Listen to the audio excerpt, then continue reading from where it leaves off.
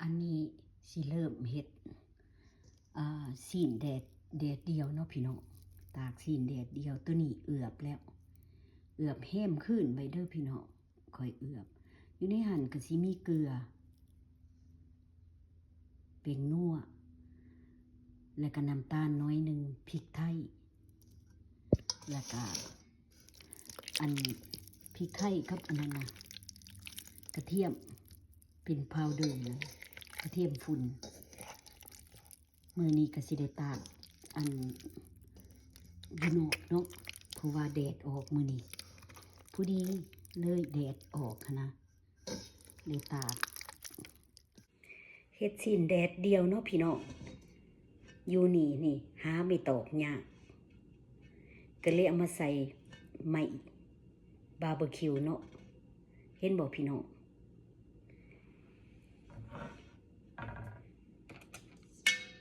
มาเสียบใส่ไม้บาร์บีคิวแล้วก็เอาไปตากแดดอยู่เนาะเวลาเฮาตากแดดนะแล้วเฮาสิแคนแบบว่าให้หอยลงมาแบบสิหรือว่าเจ้าสิพาดใส่เล็กปีกเล็กยังก็ได้เวลาเฮาอันพาดนะแล้วเฮาพลิกมันก็สิง่ายเนาะพี่น้องเนาะคันเฮาเอามาใส่เล็กอันแบบสิเห็นบ่พี่น้องงามบ่ก็สิมาพาดใส่เล็กแบบนี้เนาะตากนะพาดใส่เล็กแบบนี้เวลาเฮาไปตากแดดสิบ่ให้เพิ่นหย่อยลงถ้าบ่ซะนั้นนะคันถ้าว่ามันอันบ่มีหม่องพาดบ่หรือว่าแนวใดเฮาก็เอาลงแบบสิเลยเนาะพี่น้องเด้หอยลงแบบสิตากแดดนะเห็นบ่พี่น้องซีนแห้งของข่อยจะตากซีนแห้งมื้อนี้อากาศดีข่อยสิตากแดดเดียวเท่านั้นมือเดียวเท่านั้นแห้งแล้วข่อยก็สิเอาโลดเพราะว่าถ้าว่าฝนตกลงมานะมันก็สิบ่มีแดดข่อยจะต้องตากแดดพี่น้องเบิ่งแน่ซีนแห้งของข่อยเห็นบ่ถ้าว่าข่อยบ่เสียบไม้นี่นะ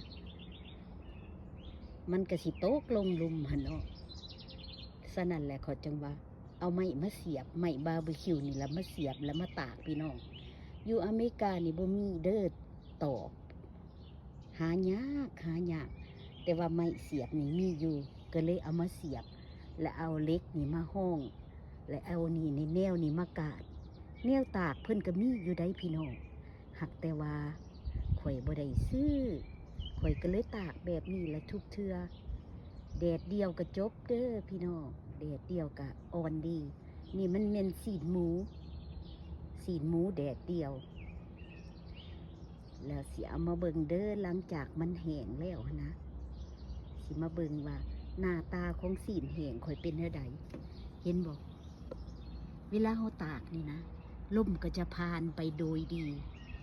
บ่ติดหยังกันเลยพี่น้องตากให้มันห่างกันจักหน่อยลมผ่านไปจนนี่ก็แห้งดอกบ่พอข้าวเห็นบ่พี่น้องวิธีการตากซีนแห้งของข่อยบ่ได้ใส่กระแตคืออันเพิ่นข่อยบ่มีกระแตข่อยก็ตากแบบซี่แหละ